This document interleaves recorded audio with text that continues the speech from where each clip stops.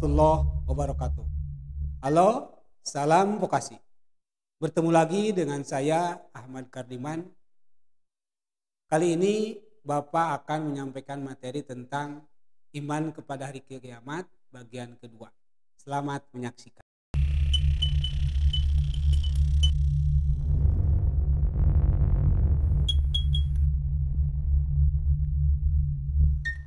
Iman kepada hari akhir.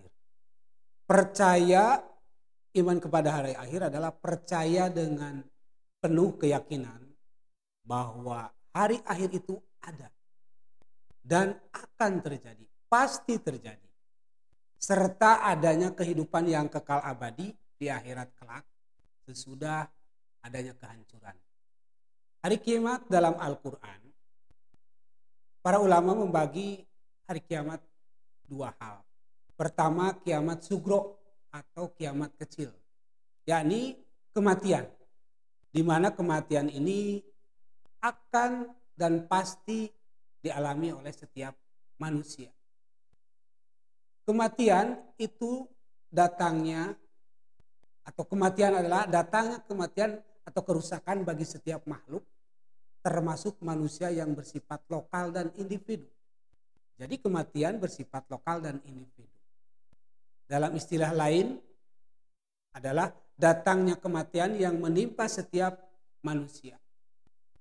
Allah berfirman dalam Al-Quran surat Ali Imran ayat 185. Kullu nafsin za'iqatul maut wa innama tuwaffawna ujurahum yaumal qiyamah. Bahwa setiap diri itu akan merasakan yang namanya mati. Merasakan yang namanya mati.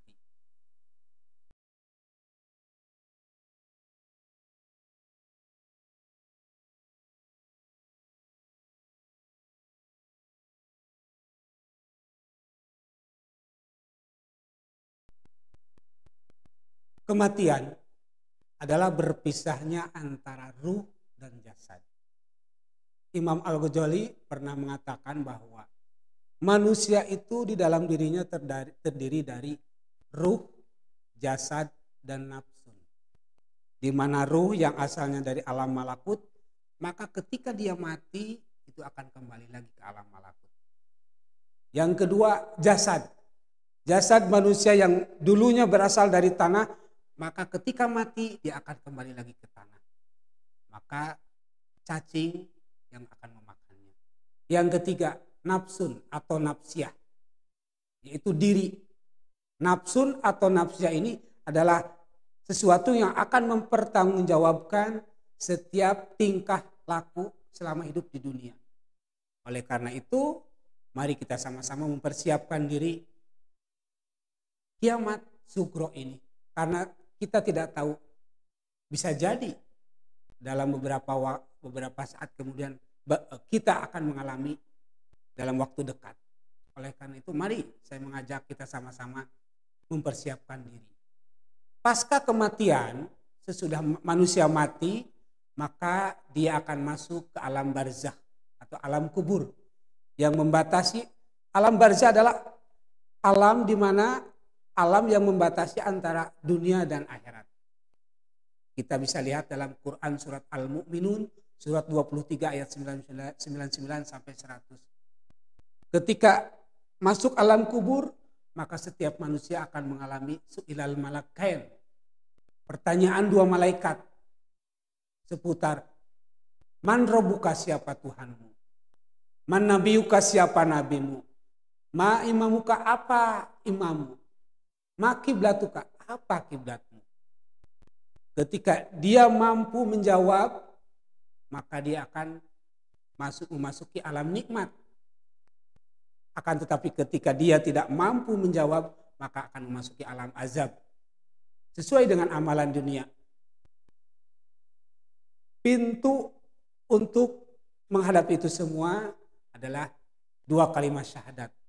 Dan yang kedua adalah tegaknya sholat 5 waktu. Oleh karena itu saya mengajak mari kita sama-sama tetap mempertahankan sholat 5 waktu, memperbaiki terus-menerus sehingga kita ketika mati siap dan sanggup menghadapinya.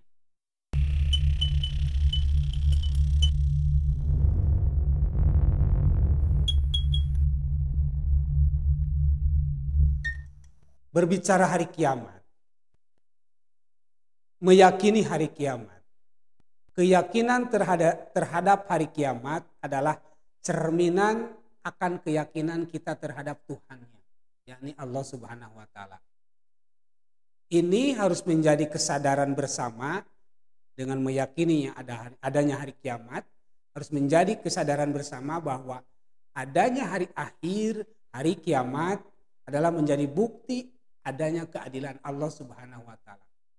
Karena di dunia ini keadilan bisa dimanipulasi, akan tetapi nanti di akhirat Allah akan menegakkan keadilan seadil-adilnya. Hari kiamat sering disebut dengan hari pembalasan. Kita bisa lihat dalam Quran surat Al-Fatihah ayat 4. Dan juga hari kiamat sering disebut hari kiamah, al-kiamah, hari penegakan hukum Allah Subhanahu wa taala seadil-adilnya. Ketika kita di dunia merasa tidak pernah adil, maka nanti di akhirat Allah akan menegakkan dengan seadil-adilnya. Itu juga bisa dilihat dalam Quran surat Al-Mumtahanah, surat ke-60 ayat ketiga. Istilah hari kiamat, ini hari hancurnya alam semesta secara total termasuk isinya dan berakhirnya kehidupan semua makhluk. Ini adalah hari kiamat.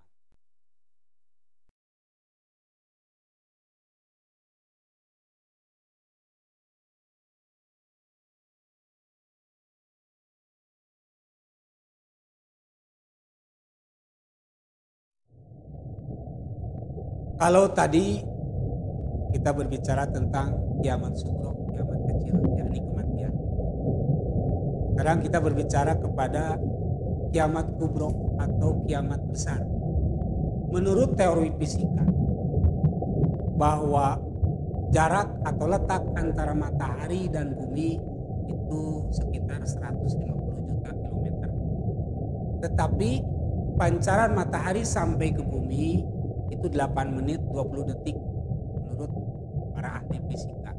Luas permukaannya 616 dikali 1010 km sama dengan 622 1060 km. Sedangkan garis tengah 1,4 juta kilometer. Itu menurut pendapat teori atau ahli fisika. Sedangkan menurut yang lainnya bahwa energi matahari itu dipancarkan ke angkasa dan sekitarnya 5,7 kali 1027 kali sama dengan 5.853,9 kalori per menit dan dapat menyala 50 miliar tahun dengan panas 15 derajat Celcius. Jika pancaran matahari tidak nampak, tidak muncul sinarnya atau redup karena tenaga sinarnya sudah habis, niscaya tidak ada lagi angin, awan yang mengakibatkan hujan pun tidak akan turun. Selanjutnya terjadilah kehancuran yang luar biasa di permukaan bumi karena gunung-gunung meletus, ombak bergulung-gulung, air laut naik laksana tsunami. Akhirnya terjadilah kehancuran. Itulah hari kiamat menurut teori. Yang berikutnya adalah hari kiamat menurut teori geologi. Eksistensi bumi terjadi dari gas yang berputar-putar. Jika daya perputarannya hilang atau diam, gas itu menjadi dingin yang akibatnya gas yang berat mengendap ke bawah sedangkan yang ringan berada di atas. Jika peristiwa ini berlangsung lama sekali atau terjadi evolusi, maka gas bagian luar mengeras menjadi batu, kerikil, pasir dan lain sebagainya. Akibat selanjutnya bagian tengah masih panas. Zat panas yang bercampur lava, lahar, batu dan pasir panas, bumi beredar karena adanya daya tarik matahari terhadap bumi berkurang. Maka bumi akan bergeser dari matahari. Akibatnya putaran bumi semakin cepat dan akan mengalami nasib seperti meteor yang menyala. Yang akibat akhirnya adalah kehancuran mutlak terjadi. Inilah hari kiamat menurut teori geologi. Baik, kita lanjutkan. Hari kiamat menurut Al-Quran, setelah alam semesta ini hancur secara total dan kehidupan semua makhluk berakhir, maka manusia mengalami tahapan kehidupan baru. Proses menuju tahapan kehidupan baru ini disebut alam baka, alam kekal. Dan inilah kehidupan yang sebenarnya. Kehidupan yang betul-betul hidup. Kehidupan hasil dari kerja keras, hasil dari seluruh amalia kita selama di dunia. Tahapan baru itu yang akan semua manusia alami adalah yang pertama, yaumul ba'ts. Setelah dunia ini hancur, maka manusia dikumpulkan, dibangkitkan. Maka disebut yaumul ba'ts, hari kebangkitan. Kita bisa lihat dalam Quran surat Al-Mujadalah, surat ke-58 ayat 6. Setelah itu kita akan mengalami yaumul hasr. Kita dikumpulkan di padang mahsyar, dikumpulkan semua manusia dari sejak penciptaan Nabi Adam sampai nanti hari kiamat. Berjuta, bermiliar, bahkan bertriliun manusia itu dikumpulkan dalam satu tempat di padang mahsyar tanpa mengenal siapa dia. Semuanya dikumpulkan tanpa memakai pakaian sehelai benang pun.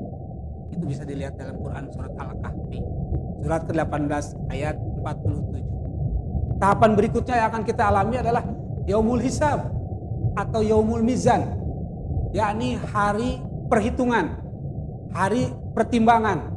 Seluruh amalan kita akan dihisab, akan dihitung, akan ditimbang. Apakah amalan kita lebih banyak kebaikannya atau keburukannya? Dalam sebuah hadis, dalam Al-Quran dikatakan bahwa orang yang lebih banyak amal buruknya, maka kitab catatannya akan dilemparkan di hadapan mukanya. Oleh karena itu mari kita sama-sama berusaha untuk tetap istiqomah menjalani keislaman ini. Lalu tahapan yang berikutnya yang akan kita alami sebagai manusia di yaumil kiamat adalah buku catatan amal. Tidak ada sedikit pun catatan amal kita yang terlewati, apakah disengaja ataupun tidak, bersembunyi atau terang-terangan. Itu semua tercatat dengan rapi dalam buku catatan manusia. Tercatat, tidak ada yang tertinggal. Kita bisa lihat dalam Quran surat Al-Kahfi surat ke-18 ayat 49 dan surat Al-Anbiya surat ke-21 ayat 47. Tahapan berikutnya adalah as-sirat, yakni jembatan yang membentang antara dua tepi neraka menuju surga. Dalam hadis katakan, terbentanglah jembatan atau as-sirat itu di antara dua tepi neraka jahanam. Hadis riwayat Muslim. Yang berikutnya adalah yaumul fasl, yaumul jaza, yakni hari pemisahan. Dipisahkan antara manusia yang baik dan yang buruk. Lalu disebut juga yaumul jaza, hari pembalasan. Seluruh manusia kebaikan dan keburukannya akan dibalas oleh Allah. Kita bisa lihat dalam Quran surat Al-Mursalat surat ke-77 ayat 14 sampai 15 dan juga dalam Quran surat Al-Ghafir surat ke-40 ayat 17. Orang-orang yang punya amal kebaikan, kalau Allah mentakdirkan maka dia akan diberi hadiah surga.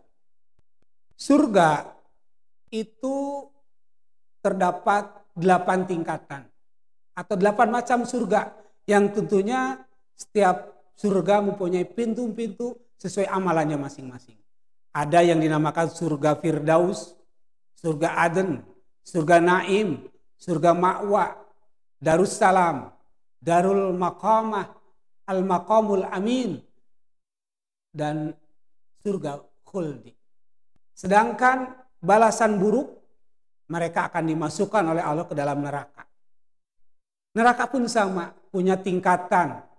Ada neraka jahanam, ada neraka jahim, ada neraka hawiyah, neraka wa'il, neraka sa'ir, neraka ladho, neraka sakor, neraka hutomah.